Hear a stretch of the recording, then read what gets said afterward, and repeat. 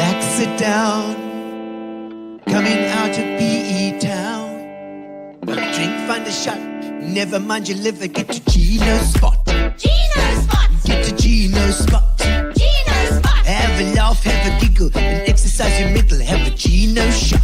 Gino shot. Get to Gino's spot. Gino spot. Get to Gino's spot. Gino spot. Have a laugh, have a giggle, and exercise your middle, get to Gino's spot. Gino spot.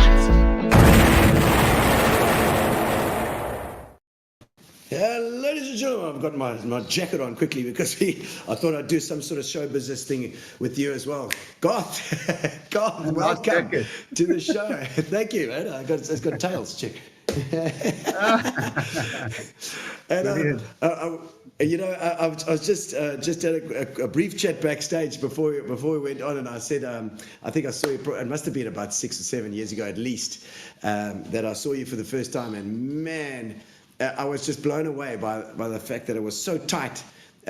You were just the keys. Your keys was amazing. Your voice was fantastic. The sound was like it was at the boardwalk, and it was just the sound was tight in there as well. It was carpeted and it was beautiful. So it was amazing. First one that I saw. Oh, and, thank you. Is that the only one you've seen? Absolutely. I've heard your stuff now, but I haven't seen you since. Yes. So now I'm going to be seeing you on the 28th. So 28th. Yes. 28th. Yeah. 28th. And there we go. 28th of December, 7:30 at Centrestage Baywest.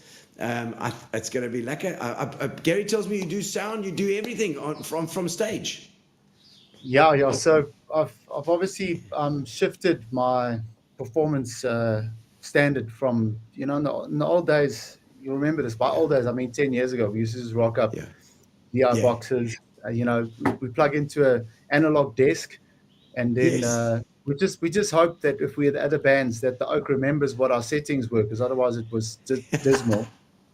Plugging into these old reverb units and compressors like external.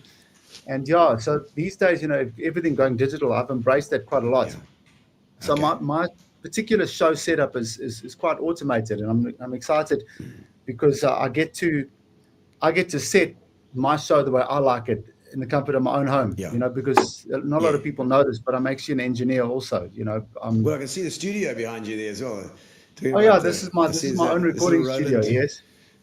It looks like a little kit there or something. Elisis. Okay, Elisis. I see the Elisis there. Yes. Okay, I've got obviously some keys in here, my microphones, and I do everything literally out of here. So when I prepare for a show, I get to pre-mix and pre-arrange everything I need to for the day. And when we get to the venue, we literally need to set that particular room up for our sound, and then we're good to go. All the levels are right, the vocals are good, everyone can hear what they need to hear, and and this. So with even our lighting is automated. So when we arrive, we should have like a day of setup, and then like a world-class show, which is what Centrestage is for, isn't it? MIDI control, so it'll take you through the whole show with it. Like, that's fantastic. I've always wanted to do that, but it's just it takes a lot of preparation to get that thing right. You get it sorted. I'm your guy for preparation. The guy. Two thumbs, and I'm the guy. That's it. It's hard work, but it's worth it in the end. Yeah, you've embraced tech with it. You're of the younger generation. I've definitely embraced the tech side of music. What's your age at the moment? Oh, come. I'm 51, bud. 51? No, okay. I thought you were in your 40s there. You're looking sharp. But I would have thought that because I'm 54, so I'm saying the younger guys get that tech thing. It's part of their lives, But I think you've always had that feel with your material as well. And I remember you having a lacquer keyboard when I saw you last. I don't know what you're playing now. Yamaha stage piano, but I'm not sure because Okay. I'm not sure what Centrestage has got. That's what I'm going to be using what they've got. You know? Oh, we got all sorts. We got there's a Kurzweils and Lippen Rolands and all sorts. Yamahas. Lineouts is we've got a selection, so you can check it out. If it's in tune. Yeah, if it's in tune and it's got all the bits, then I can play it. Yeah. Absolutely, it's got everything you need, and the sound in there is also nice and tight. It's a slightly lower ceiling but it's nice and big. So and it's all carpeted, so the sound is nice and tight. And a beautiful big JBL system in there. It's absolutely amazing. Oh, brilliant. So lighting and sound is awesome. You're Brilliant. finishing your new album at the moment. Is that where you've been working in the studio there? Yeah. Yes. It's been quite a journey because I started. The album is actually named 23, so that's when I Yes. started this album. I started this album at the Yo. beginning of 2023. I was writing the album during a lot of the album was written during COVID period. COVID, yeah. Yeah. Well, as artists, we kind of had the raw end of the deal where we were put on the bottom Totally. of the essentials list.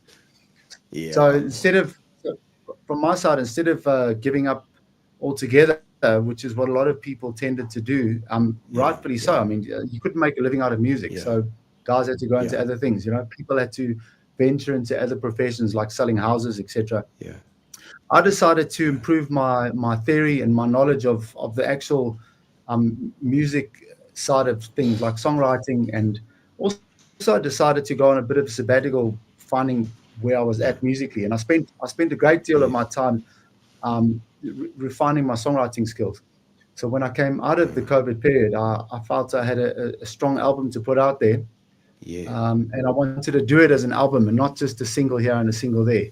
So after releasing the first single from the album called Forevermore, I thought I don't want to waste this opportunity to have my last full studio album for the time being out. Yes. And I've been working on a year and a half on this particular one, and still going. Wow. Yeah. Okay. So it's still a work in progress. But the fact I remember during COVID as well. You at this point where you're thinking, okay, well, let me prepare for coming out of COVID, but we didn't know when it was going to come. We didn't know when this was going to end. That was the problem. Yeah. Exactly. I went into a bit of a online presence thing for a short while, but I just it wasn't rewarding at all for me, and I didn't enjoy it. It was like, even what we're doing now is it's an online interview, which is great for what it is, because we're talking and there's a camera and there's contact. But with the online streaming shows that I was trying to do, it was just so impersonal, and it was actually depressing. Yeah. I used to actually break down after them. It just wasn't for me. So I decided to just like chin up and just work on myself more than anything else. My music, and when I came out of it, I came out with a plan. Whenever that was going to be, I came out with a plan, and I think I've stuck to that plan. I've been true. So the album is almost complete. I mean, at this point, we're in the mixing and mastering stage, which is very exciting for me. Yeah. Now you can hear everything, Are you multi-instrumentalist? Do you play a lot of the stuff yourself? Yeah, absolutely. I've played everything on the album except the bass and some guitars. Oh, okay. Yeah. Bass is that. Yeah, I also play just about everything, but the bass is like another story.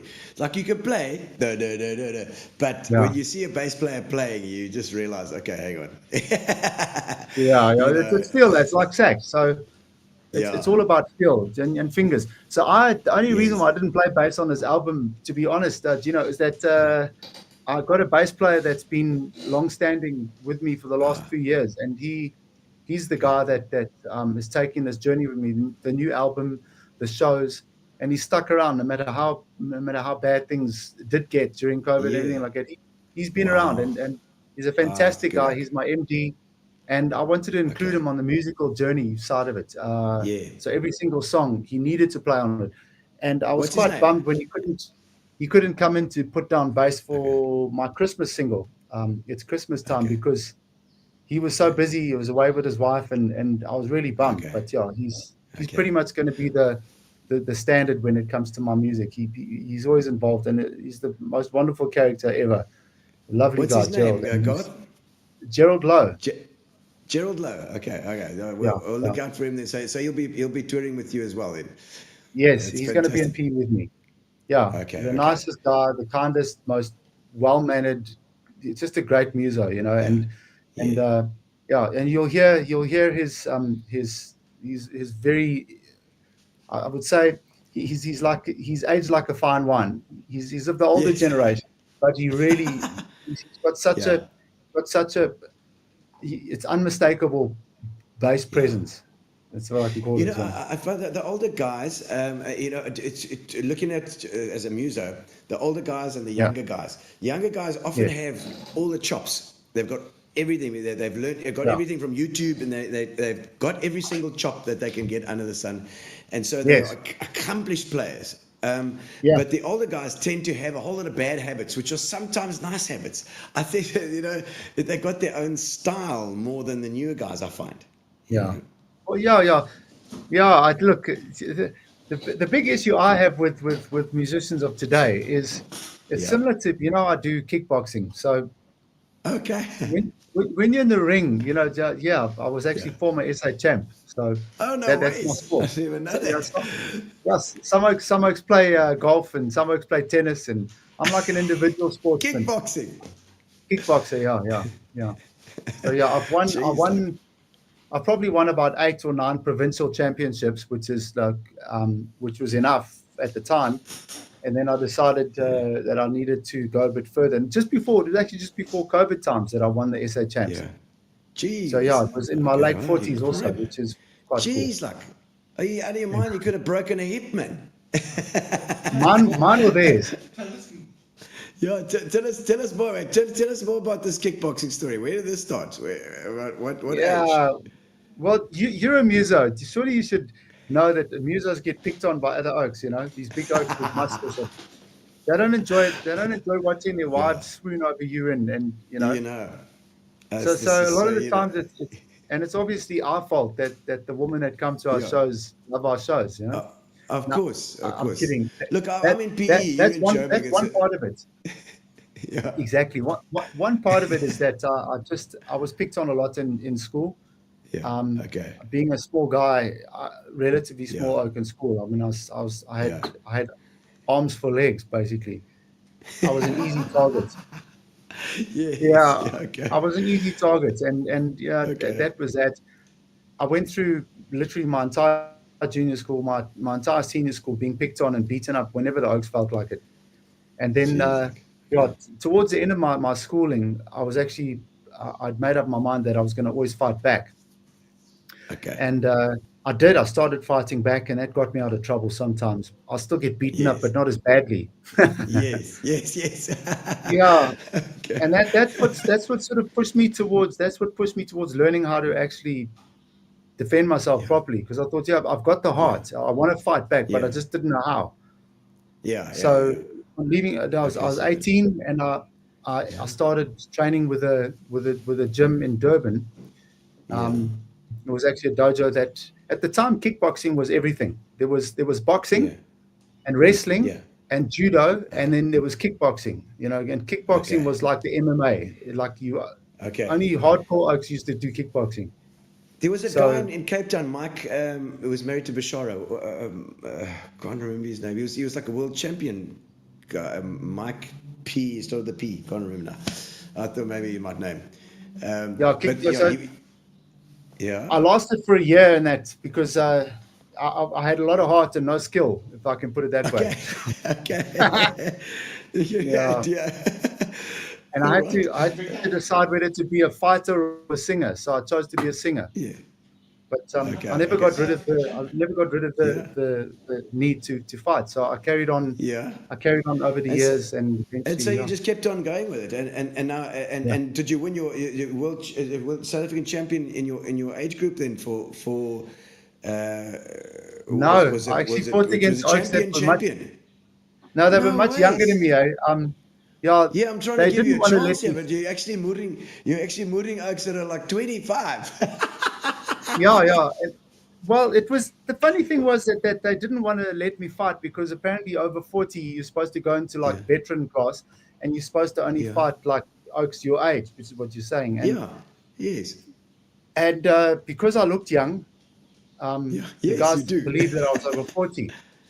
And I gave the guy, and they all entered that. See what they just take it on your word, what age you are. They don't check Yeah. your ID. Okay.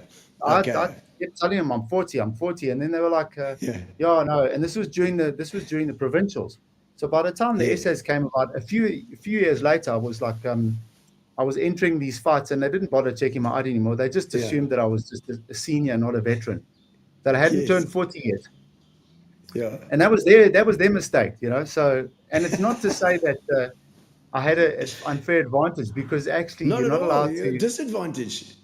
It's a Yeah, that's the thing. You're disadvantage. not allowed That, to fight yeah. because of your age, because you're supposed to be weaker Yeah. and slower. But Exactly. yeah, I just And so worked you harder, won, man. you won it. Gee whiz, Yeah, that's yeah, unbelievable, God. Gee. yeah. Oh man. And so you've had this all your life, and it's probably kept you fit. That's what's keeping you looking young. Maybe. I also, I don't indulge. You know, I'm not a substance oak or Yeah. I don't Yeah. drink Yeah. actually. So Yeah. Okay. could Already. be that. Teetotaler. Okay. Yeah, that's absolutely it. It's those free radicals in your body that are making you look older. The alcohol does it as well. No, it steals your youth. It does. It does. Now, tell me about the production for your album. I mean, and how it's changed. I mean, I know from when I started recording, probably 1991, 92. We were all doing this tape. You know, 16-track flipping thick tape like this on a Fostex. Yes. Have you found it over the years? You know. You know, my first demos I ever recorded really was at it was Boputa Studios, Pop Yeah. Studios, yeah, and that was Yeah, on Pop tape. Studios. Yeah. Now Okay. that Okay. studio, here's a fact that Elton John came over to record soundtracks for The Lion King in that Yes. particular studio on that Wow. 8-track system. Well, they had a bunch of 8-tracks, to be honest, to make up Yeah. for Okay. all the hundreds and hundreds of Okay. tracks they used on those albums. And Yes. I was Yes. lucky enough to record it in the same studios that he had Elton recorded. John. So, Jeez. yeah. That That's a was good the experience. start of my career. Yeah. Yeah. And And to then, do it in those you know, studios, they had everything there. As the SABC studios, they had like what guitar do you want? Here's a Strat, a Telecaster, Gibson, or yeah, whatever. And you know, yeah. you'd have all those, all that stuff available. I Yeah, remember that. exactly. It was great. Yeah, then I moved on to the remember the ADATs and then Yes, the and all those ADATs little, after, yeah, because that was all then started with the digital stuff. yes. And my very first album was recorded on a Roland something 800. It was a hard Yeah. drive recorder. You get like a Okay. little hard disk, you know, the HDDs, these little things. So obviously Yes, this is a yes, solid state hard drive. But yeah, they get these yes. little HD hard drives, and then Yeah. you'd record all onto those, but you'd have like these little like screens with green writing, and it was like that's how I Yes. recorded my first album actually. Yeah. Jeez, like yeah, wow, Mm. crikey. So it has started from there, but also the music industry completely changed. Yeah. You're now able to do it in your home. You know, Yeah. the stuff that they've got now, the processes that you've got as well make it Yes, easier yeah. as well. Yeah.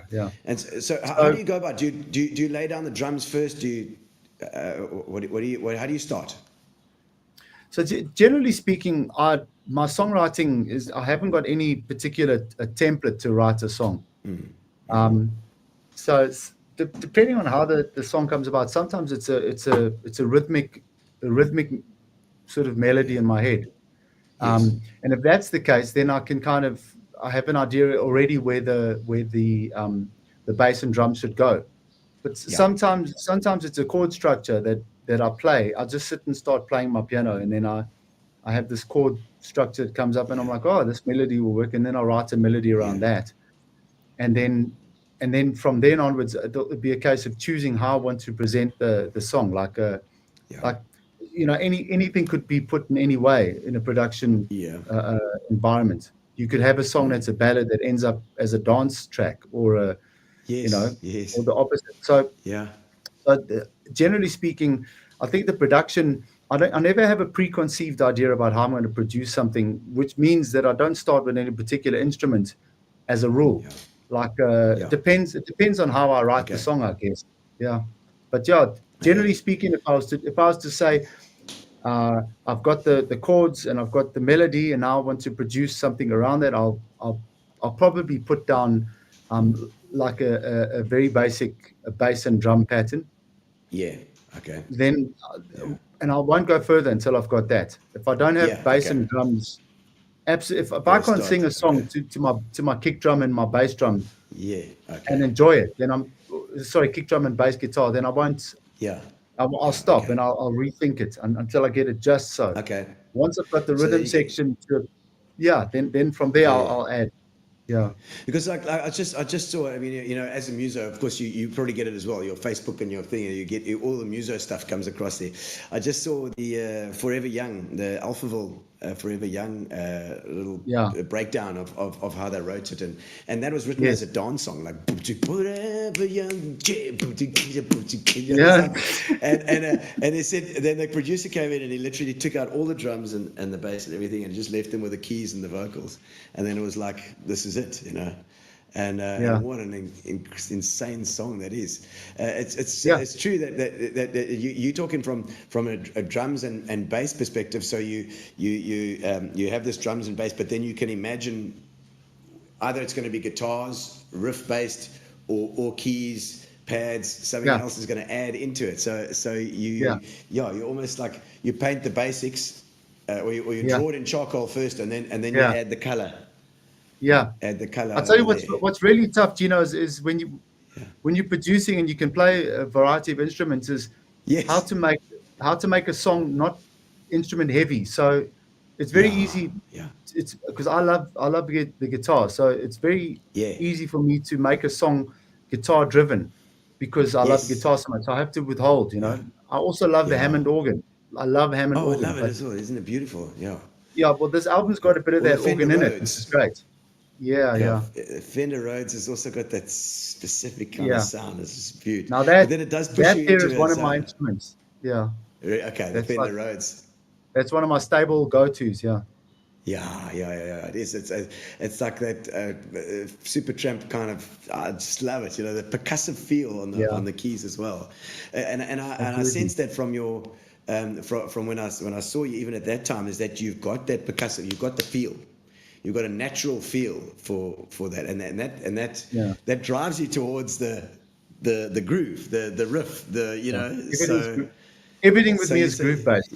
Everything, even my ballads have got a groove. You know, everything. I took that from Quincy Jones. It's my takeaway from him. He's one of my biggest mentors in the producing field. Wow. It's just everything is about feel. You know. Yeah.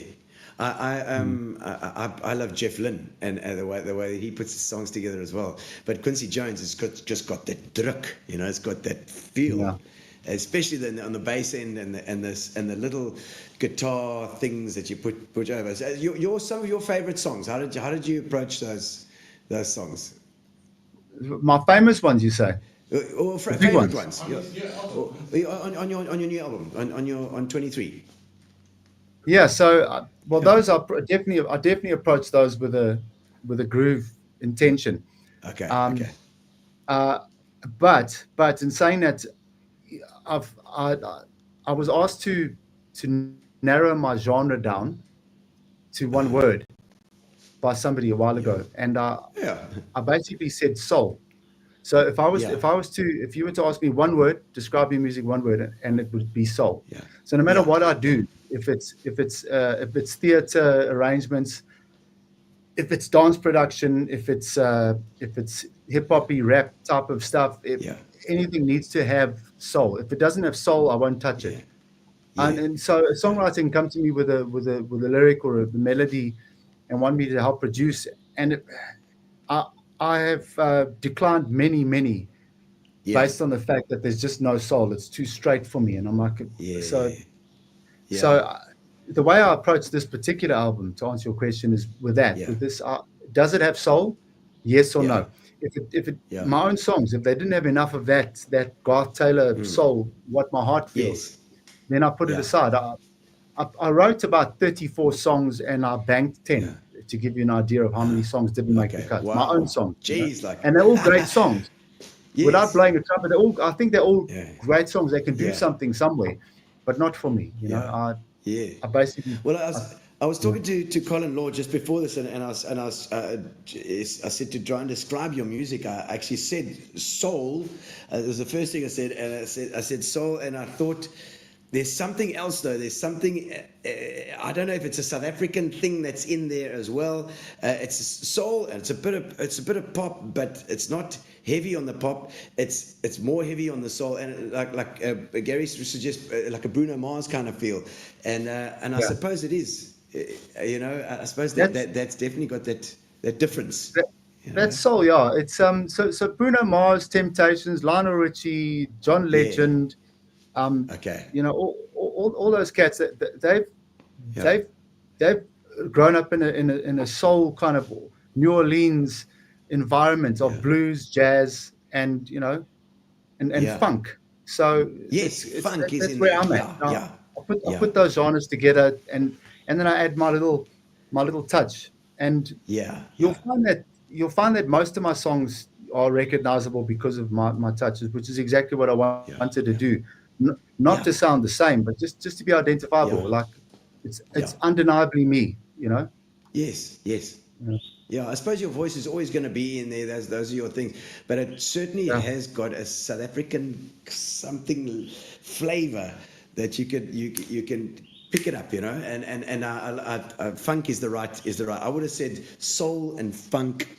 And then this other flavor, whatever that flavor is, the Garth Taylor flavor, it's in there. Yeah. And I love fun. Being a drummer, I was a drummer from way back, 9 years old. Yes.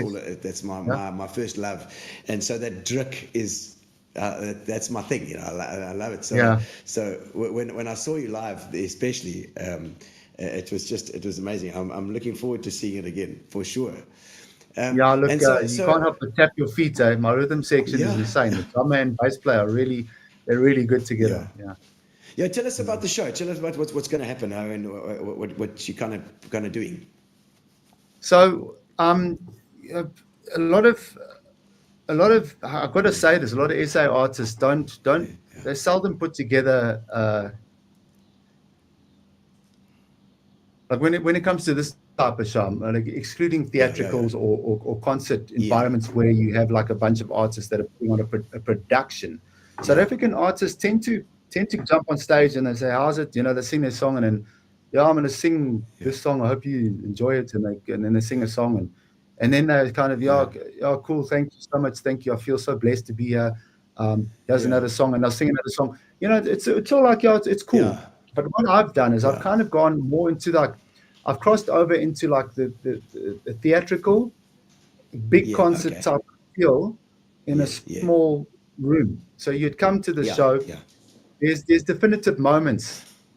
So it's not like you're just sitting and I walk onto stage like Garth Taylor, I run onto stage like hey, and then I start singing, and after every song I talk cuck. It's like there's actually a story, and there's moments. I'm kind of there's a few places in the show where there's segues. Now segues, you know what those are, but for anybody that doesn't, segues are like interleading parts between one section of the show and another section of the show, be that song or act or whatever.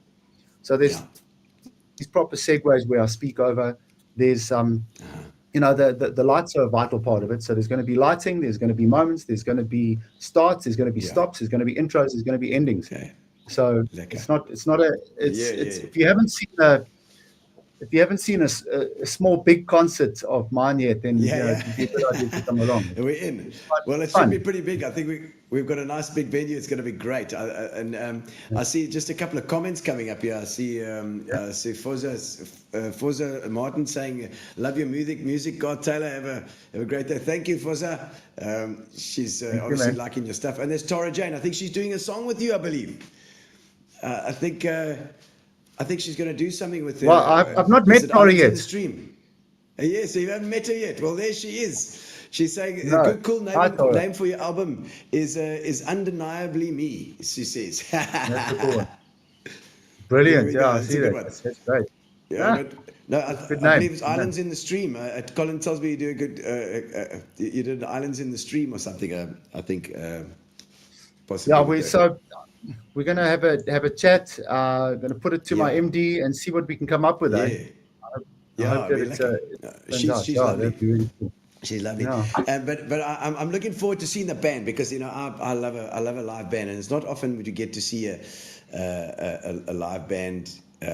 Yeah. In town doing some like original stuff. So I'm very much looking forward to it. And Gary, I don't know how much time we've got left, but we have got a little bit because I just want to find out a little bit about your history as well. Yeah, if I can. Yes. Yeah. Like, Go like ahead. where were you born? Where did you come from originally? So I was born in Durban. Hey. Okay, I was I born in thought Durban. the Durban boy. Okay. Yeah. Yeah. You can tell earrings. Loose shirts. I'm just like. No, I grew up in So Zimbabwe. Born in Zimba. Durban. Okay, Zimba. Yeah. Okay. Yeah. So I was born in Durban. Unfortunately, welfare took me away from my mum and my real dad, and I was put into a home. Yeah, Okay. so my mother was put into a place of safety. Okay. I was put into a home. My mom then basically she stole me out the home using my uncle and her as Really? prospective foster parents. Yeah, the systems were so crappy back then. There was no digital. Wow. So I mean, you can get away with a lot, Yeah. Yeah, you get away with a lot. Okay. So they imposed as Sure. potential foster parents. Parents. They came and visited myself and my sister in this home. And eventually they were allowed a day visit. And the very first time my mom got a day visit with us where she was allowed to take us away, she took Yeah. us far away. She put us on a train and we moved to Zimbabwe. So Whoa. that's how I got to Wow. Zimbabwe. Yeah. Good grief. My mom ran away with myself and my sister. Yeah. Okay. Jeez. And so early years Schooled a in bit Zimbabwe. tumultuous. So when was she? Is she still alive? Are your folks still alive? Or My mom's still alive. My Okay. biological father passed away. And my Okay, stepfather, okay. who my mother remarried in Zimbabwe, Married. ended up being an abusive piece of work. He's still alive, no. selling Okay. insurance in Zimbabwe. So yeah, good luck to Oh him. my word. Yeah. She's like, wow. So a bit of a tough life then for your first formative years, eh? Well, look, it certainly wasn't the easiest for my mom first and foremost. My younger years, I don't remember much. It's the weirdest thing because I don't remember too much about it. There's a few little moments that keep cropping up in my brain. But it's the weirdest thing because although I don't remember much, it did affect my adult years, and I had to go through quite extensive therapy to get past my younger. And that helps. Yeah, definitely, It helps, definitely. eh? It helps understanding. And that stuff underneath. You mean that you kind of forgotten or it's still in there? Yes, 100%. Yeah. That's. But I'm not a victim, hey. I'm a survivor. A lot of people. No, yeah. A lot of people walk around as victims, and it's not at all. Yeah. I've taken my past and used it as a tool to improve my future, basically. Yeah, because I mean, it certainly would make you stronger in ways, But nice for other people watching also to hear that because there's other people going through shit as well. It's true. 100%. So the therapy. What's your advice to somebody who's been in that situation? Well, the thing is, not a lot of people know why to act a certain way. This is what I learned, and I had to admit to myself and come to terms with the fact that sometimes I don't know if you've had this moment, but I can guess that a lot of people have had this moment for various reasons. When people speak to themselves, you walk away from a meeting, for instance, a business meeting, and you're like, "Oh, you're stupid. Why did I say that? You idiot." Yeah. You talk to yourself, obviously, like, "Oh my God, I can't believe I just said that." And that's one of the things, that I experienced in a larger capacity. Like I was like, why do I keep doing this? The things I kept doing, it didn't work before. Yeah. It kind of left me with my jaw on the ground, and I did it again, and I keep doing it, and I had things like falling asleep at nighttime, replaying interactions over and over and over in my head. Whether it was confrontations or whether it was not confronting someone, whether it was not speaking my mind, whether it was keeping quiet, whatever it was, there was things that I'd run over and over in my mind to the extent that I couldn't sleep, and I wouldn't sleep at all. I would lay awake the entire night with anxiety attacks and stress so badly because of. So the thing is, sometimes we don't realize why we do things. But if anybody's out there that has these traits, and although at the time we think that they're the right thing to do, you know, we treat a loved one a certain way, or a work colleague, or a pet, or anybody. We treat, or an enemy for that matter. We kind of, we act this way, and we think, oh yeah, it's their fault, and anybody in my position would have done the same. Not necessarily, China. Sometimes people don't act the same way as other people because they've had different pasts, and there's always this response to your past that you're going to implement going on in your future. And the thing that I would advise anybody to do is, if there's anything inexplicable about your behavior that you know, I mean, other people just know you for you. Do you know, like you put that jacket on, and as far as I'm concerned, that's your jacket, and it's cool. But for you, you might go away from the show afterwards. What the hell did I put I should have worn the blue one. Idiot. What? Elizabeth, look, it's me, Lily Slap Silly. I missed you. I haven't seen you in almost 9 years. And guess. Sorry, well, that's Slap Silly coming. Oh, that's my mom interfering again. Listen, hello. No, listen. Yeah, so you're like you know, you walk away thinking I should have worn the blue jacket. And a lot of people don't realize that actually they have this pattern of trigger response behavior from their past, from the youth. And we make jokes, you know. Psychologists always say, "Oh, let's go into your childhood," but it's actually so true. Like, man, you don't understand like how much of your childhood affects your current adults. And even people up to the day that they die have patterns that they've learned as a child. And those patterns will only be distinguishable by your ignorance of why they're happening. And that sounds complicated, but literally, why am I doing this? I don't know why I'm doing this again. And then if you start looking into that, so if anybody's got those things, I would advise go and speak to someone, because they'll ask the right questions, and in the end you might find yourself a much better person for it. And I know I did. Well, that's brilliant. That's brilliant advice, because you know I never really thought about it, and particularly in your life, you say with your the way you grew up, that's tumultuous. You know, it can have all these effects as we go through later on. And you obviously do it with your music, so you can also put some stuff out there if you need to. Yours Forevermore. If I think Gary's got a little bit of it here, we can actually play it a bit. But tell us a little bit about it. Yeah, that song was the first song I mentioned off the new album.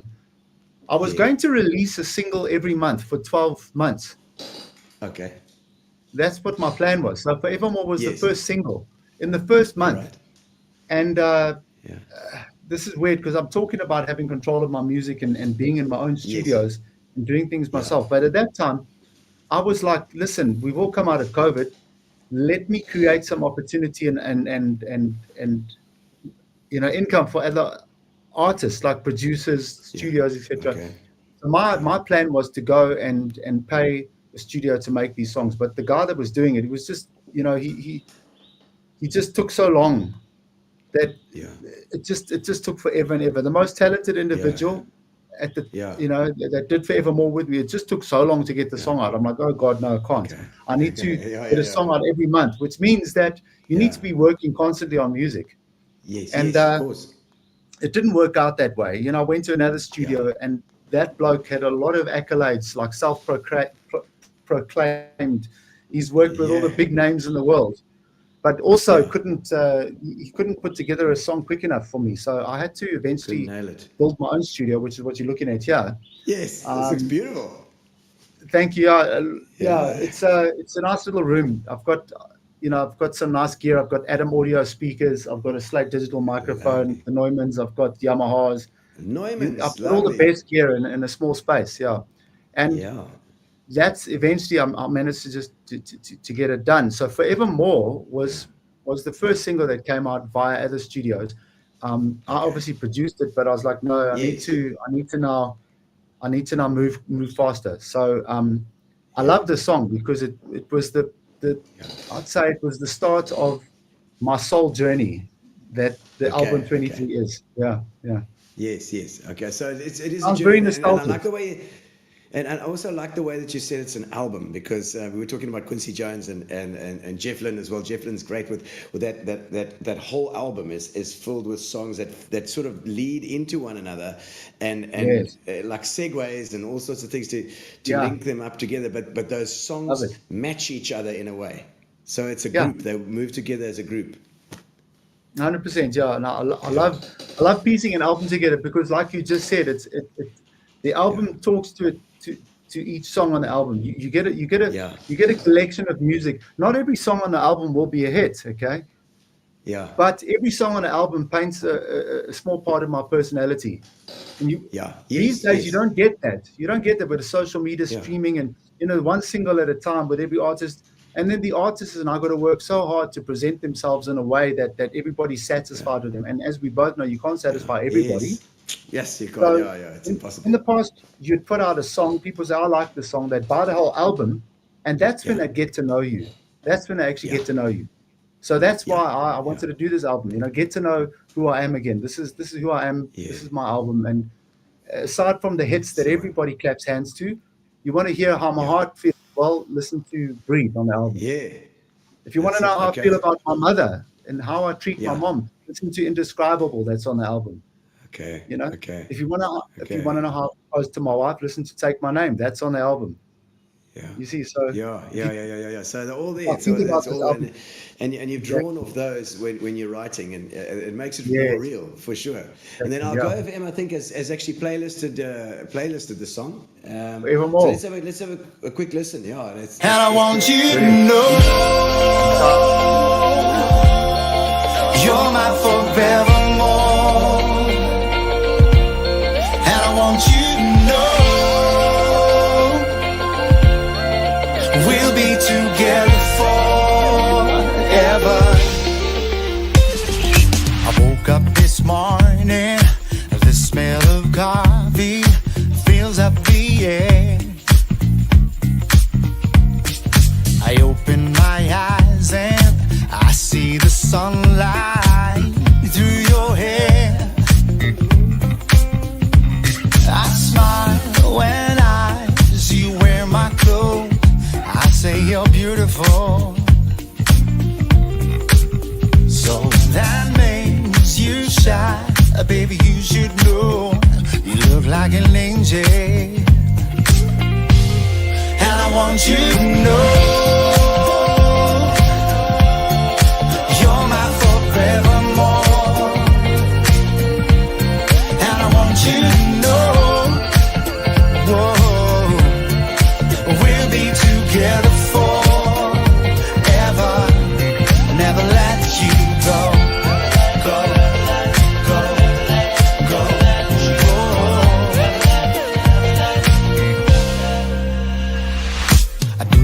Remember the day that we met, the look on my face. You waved your hand and I came on over. I told you my name. We laughed, we spoke till everybody was gone, and that was amazing. You held my hand, and then I pulled you close. I got this feeling, and I want you to know you're my forevermore. And I want you to know, we'll be together forever. And I want you.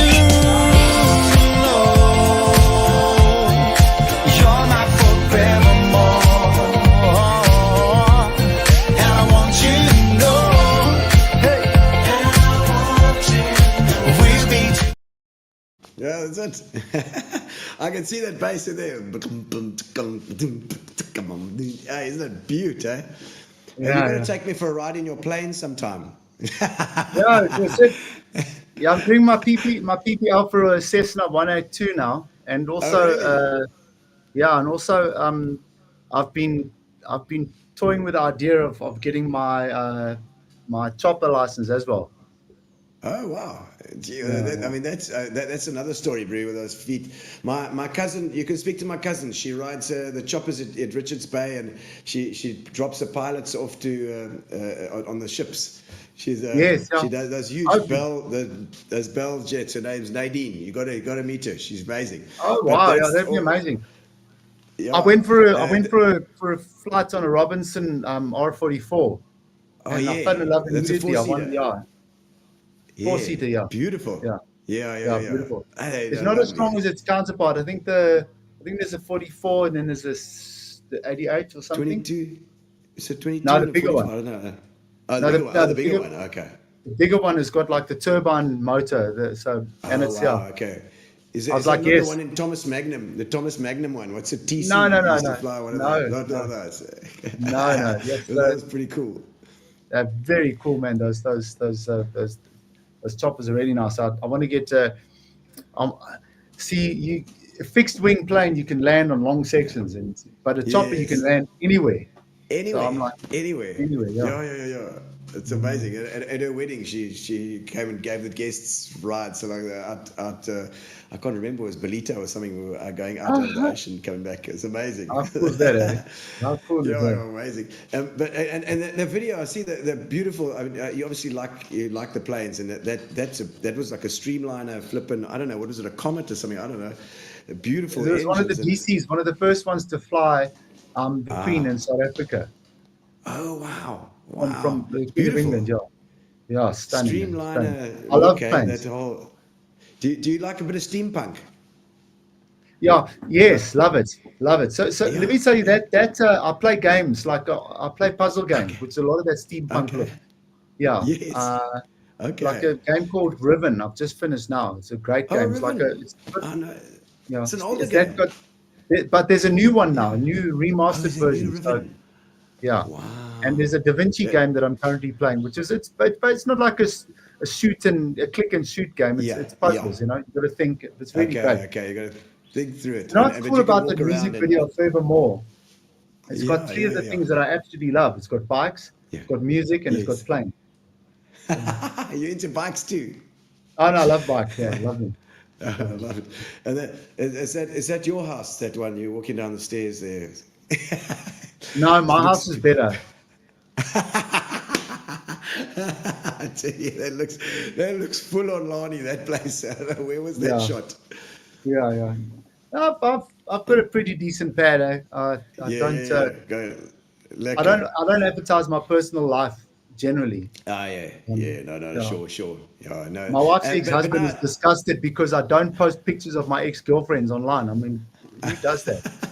I mean, even the normal oak, there's not a singer, songwriter. You know, famous oaks don't like doing that. So why would normal oaks don't like doing that? Yeah, no. Crazy. No, we don't do that. So you are married as well, but and no children, kids yet? Two Not. stepkids. Oh, two stepchildren. Okay, Yeah, okay. which is why the ex-husband's still around. Oh, I see. Yes, of course, yes. I mean, okay. Doesn't like me very much. He's dear. he's on the haters list. You've got to eventually make the big family, I suppose. You know, a lot of people with the broken home thing. Yeah. It's Trying.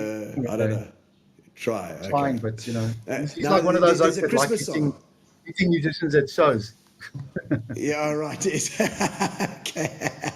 I'm No, joking. You know, no. we were speaking earlier on about those oaks that don't like you because their wives like you. Well, Yeah. Oh yes, sir. Oh my word. No. I don't have much of that because I'm always on the drums at the back. You know, Garth. you're lucky, always the and you got vocalist. weapons. You just point Yeah, that I stick. have. I got the sticks. I normally Yeah. use them to throw at the guitar player. Never mind. Yeah. Or the bass player to wake him up. Yeah. Come on, man. The guitar No, player to shut him up. The bass player to wake him up. Yeah, got it. Yes, absolutely. No, you got a Christmas song on the album as well. Yes. No, not on the album. tell The us about Christmas it. song is all on its own. It's just floating around by itself. Oh, okay. Yeah. I wrote so- that song. I wrote that song because Christmas time has evolved. It's Yeah. shifted from being, a religious holiday to something where the world kind of tries to I don't know, they're supposed to get together and just be part of every be happy vibe. Yeah. And I just They're found that monetizing the current situation on the planet, it's just like it's surreal. I'm in the twilight zone. I'm caught between a like heaven and hell. It's weird. Yeah. Because on one hand you got people who the people in the world, they just want to get along, and on the other hand you just get this abrasive culture that's just killing off everything good. Yeah. And the only way I can put it is that we need to stand. The only way this planet is going to come right is if people just remember that we're all just human beings, and so the song is like that. It's like it's Christmas time. It's a special time. Even if it's just once a year, just one time in the entire year, let's just all just put our crap one side and just be okay. And that's what that's why I decided to write the song. Because it's Christmas time. There's magic around, Let's hold hands and just be one. There's no difference between the one person and the next person. We're all experiencing the same thing in the world. So maybe it's better if we just stand together. And that's what that song's about. Basically, Oh, good. Well, I'm sorry, you didn't ask for explanation. I gave you one. No. I needed that. That's good. He's going to play the Christmas song. Let's play the Christmas song quickly. Just quick. We'll play it a couple of minutes.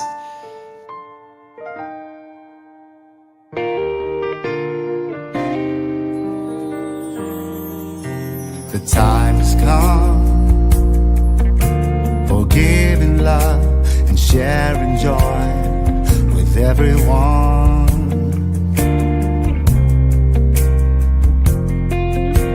And all at once, this miracle, it's magical for everyone.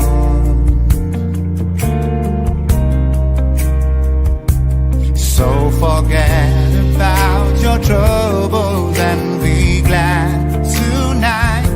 A special day is here.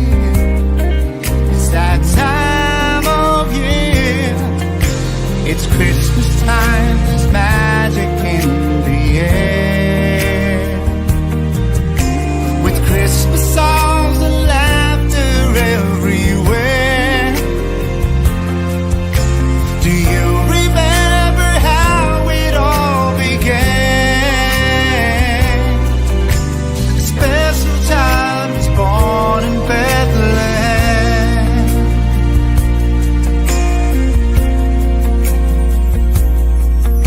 So take. That's the one. Lekker. Christmas. I'm busy typing a message there. Just to Gary. I was like, yeah. No problem. This is yes. He's got this. Gary edits these things together. Yes, he puts them. I just did it now for the show. Oh, he just did it now for the show. He says, "Yeah, he just did a little edit for you." Oh, brilliant. Lekker. And so people can, it's got you got to have the Christmas vibe, and you're going to be down here for around Christmas time, Garth. It's going to be fab having you down. That voice is incredible, by the way. It's just like you've got a range. You've got the tone right in the middle there. In that middle tone is right there. It's I love it. Thanks, man. Incredible talent. Make me blush. It's fun. I hated my voice when I started. Yeah, when I first started, and it's because it sounds different. That's why, I was different, and I hated that about myself. Also, therapy. You see, I was speaking about therapy. It really helped me get to a stage where I wasn't trying to prove myself anymore. I just accepted I am exactly what I am for a reason, and it helped a lot with my music career. Also, it really did help. Yes, this is how I sing. Confidence as well. The music and the fact that you get that, you realize you can do something that other people can't. It's a bit of a confidence booster. So it helps in those little, especially in those younger years. Did you start singing young as well? I started singing at a very early age. I have a photograph of when I was 8 years old. I've got a birthday cake, and it's in the shape of a guitar. So as early as that, I was playing guitar, and that was, and when you're 8, at the time, you kind of like what your birthday cake is says a lot about you as a kid. Like that's you. Yeah. Because Yes. You're those right. years, that's what I love the most in the entire world. Is I don't know, a Muppet or a I don't know, a train or a racing Yes. car. For me, it was a guitar. Airplane. Oh yeah, exactly. So that tells a story. Yeah, Yeah. that was a guitar, and that was my 8th birthday cake. And since then, well, for my whole life, I've always just I've always been this guy that does this since I was little. Yeah. It defines you for a bit as well. But you've got clearly a lot more that you get that you're giving as well. We're looking forward to you come to PE. You know PE quite well. I do, I do know PE quite well. It's one of my favorite places on the planet, believe it or not. Okay, it's a good place. Contrary It's a good posse. contrary to popular belief, there was a bit of a sad moment I had last time I was down there, and it was like it still remains my favorite place in the world. You know, like, I love PE. Generally speaking, if I was to retire, it would be either in PE. If I'm not going to move overseas to the Alps, then it would be in PE. Yes, sure. okay, the Alps. Yes, okay. I love snow. PE 's I good. also love snow. Yeah. Oh, we haven't got a lot of that here. It's kind of like Durban in that respect. Yeah. But thank you, God. Thank you for coming on. Thank you for spending a bit of time with us. It's been fantastic chatting to you. And we thanks for look having me. forward to your show, 28th. There's the poster again for the guys that are online. 28th of December, 7:30, and you can get your tickets from Wendy or Quicket. Is that right? Wendy or Quicket, and we look forward to seeing you and meeting you in person. Yeah, I'm looking forward to it. I'm pretty sure I would have met you the last time if you'd come to say how's it. But I will come say hello this time. I'll be there. Thank you. I'm I sure appreciate that. I Thanks, probably man. would have said hello, but you were probably swamped at that stage as well. But happens we'll meet in sometimes. person. That's great. I look forward to Excellent. it. Look forward to Cheers, it. Thank you, Garth. Gino. Lekker to see you. Relax, sit down. Coming out of PE town. One drink, find a shot. Never mind your liver, get to Gino's spot. Gino spot. Get to Gino's spot. Gino spot. Have a laugh, have a giggle, and exercise your middle. Have a Gino shot.